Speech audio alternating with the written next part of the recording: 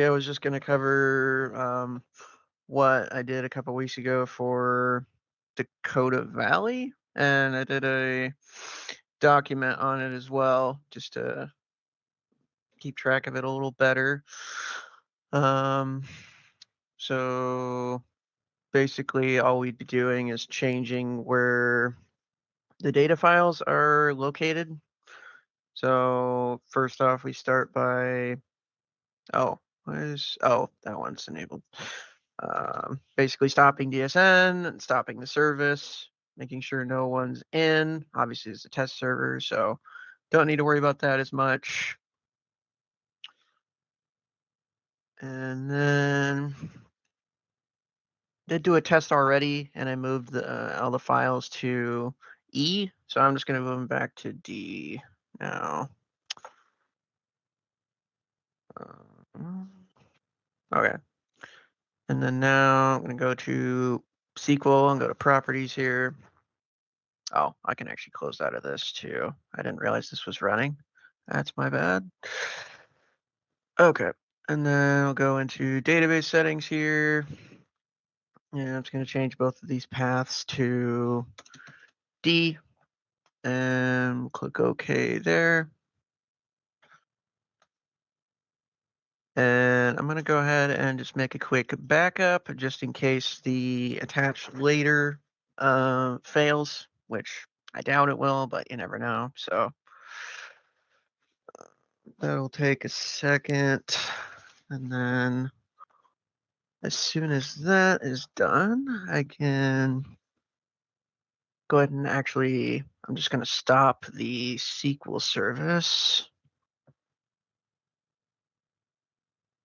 Okay, about that. Matt, while we're waiting for this, could you explain to everybody why you did this and what the Yeah. need for this So was? so Dakota Valley ran out of space on their primary hard drive where DSN was stored. So I actually was able to locate a second hard drive that they didn't know was there. So I relocated everything to that hard drive to buy them time, since like apparently they were working on getting a new server. But in the meantime, they were wanting to move it to a external hard drive, but I knew that wasn't going to work very well, if at all. So I moved with what we had, and I just copied a couple of the files, like the MDF and the LDF, to a separate drive, since those were like 300 gig or something like that. So that resolved the issue and bought them like 300 gigs on the main drive so that they could continue to operate as normal. And they seem to be doing all right. I haven't heard any calls from them, so appears to be working just fine. So now that backup is done, so I'm going to stop the service.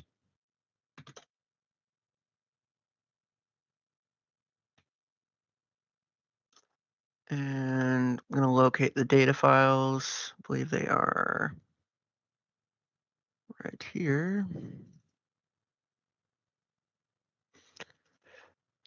And now that the service is stopped, basically I can just rename these.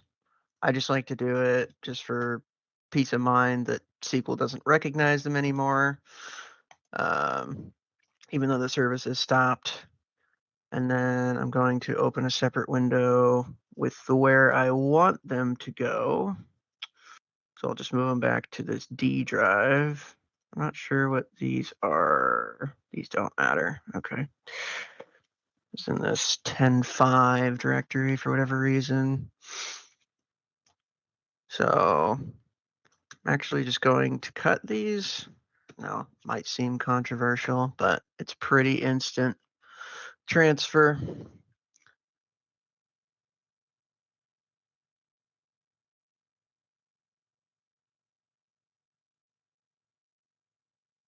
Yeah, yeah. I know it doesn't automatically move them each time you update it, So we could technically do this too if we were trying to move some stuff over, but considering everything else lives in this directory also, it isn't that feasible to do it. If we just needed to move it to MS SQL 12 or something like that. And then I'm just going to rename these back to dental. And going to restart the serve or start the service again. And let's just refresh here. I think I might have to log back in actually. Disconnect and connect again. And you'll see it just says recovery pending, but that doesn't bother me. I'm just going to delete it anyway, since it doesn't recognize the database. So I'm just going to recreate a new database, call it the same thing. Use the SA owner as typical. Unless, oh wait, I don't want to create, sorry. I meant to attach. So I'm going to run this query here, which basically just tells it what to create the directories based on. And I just need to change this. I think this was the only thing that was different. I have all my files here already. So I could just run this, create our database, and what did I miss? MSSQL data. The name of the folder directory is wrong. It's 10_50 dot. You got 10.50. Oh shoot, 10_50. Wait. Yeah, okay. I knew it was gonna be something like that. All right, so we'll do that. That'll run, and then I normally just refresh here, and then you'll see the database is there again. And then all we gotta do now is run the update, and then it'll be there again. It'll be in the D directory instead of the E. And one thing I wanted to point out is these can be separate paths. So if you wanted to just move one file, you can. Say you wanted to move just the file stream because it's like really large and you wanted to export it to a different drive, you can leave these other two folders here and you'll still have to delete the database, but you can just say change this to like E if you wanted to move this to the E drive and then leave everything else where it was. But for the purpose of this, I'll just make it easy and go in and run this update. Probably take a minute or two. Anyone have any questions or anything? Oh, thanks. So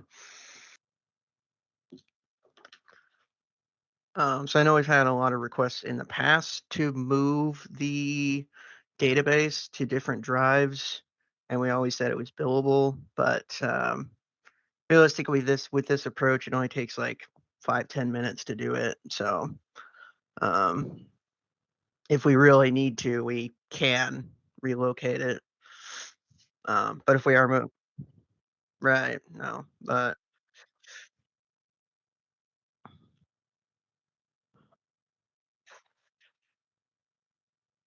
uh,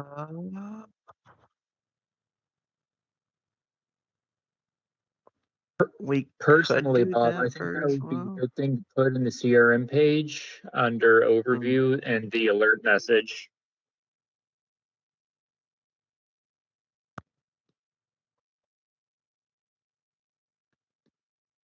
Yeah, I think that would be a good thing to mention. We did this on the client CRM page under the overview tab on the alert message there. And then maybe putting an alert in our schedule as well and the scheduler.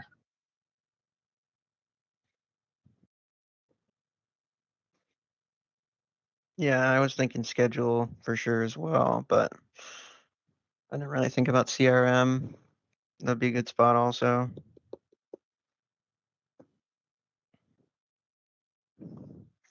Realistically, I don't anticipate many of us doing this, but if it comes up, then we just have that ability to do it if we need to.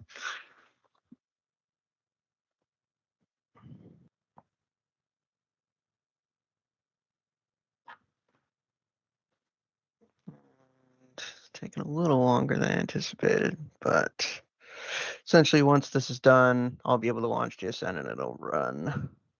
But it just doesn't recognize the database since I deleted it and had to recreate it. So that's why I got to run this.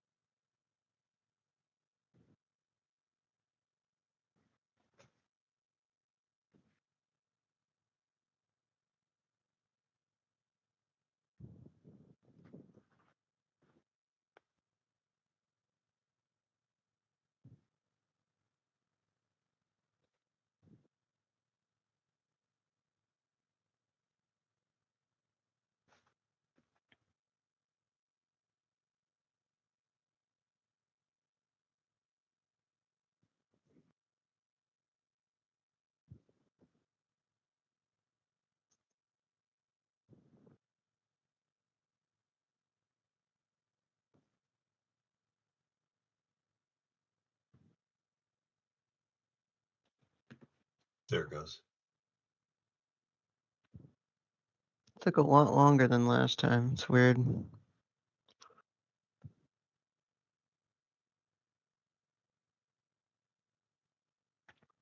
And one thing we could note is just like what kind of drive you're migrating to. So if we're migrating from an SSD to like a 10K RPM or something like that, it is going to run a lot faster on the SSD. So if we can keep as much of it on the SSD as possible, then it would still run pretty well, but may need to move one of the files over to the 10K drive, for example.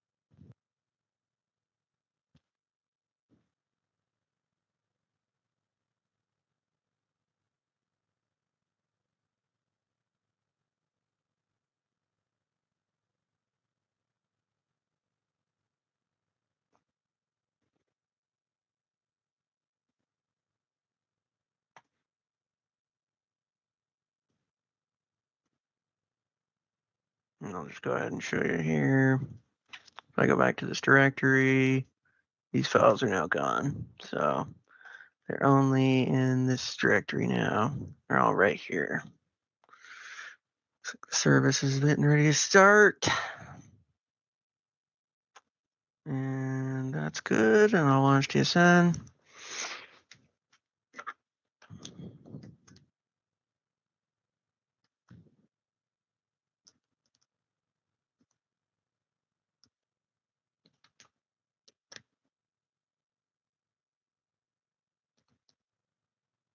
Good as new. That's all I got.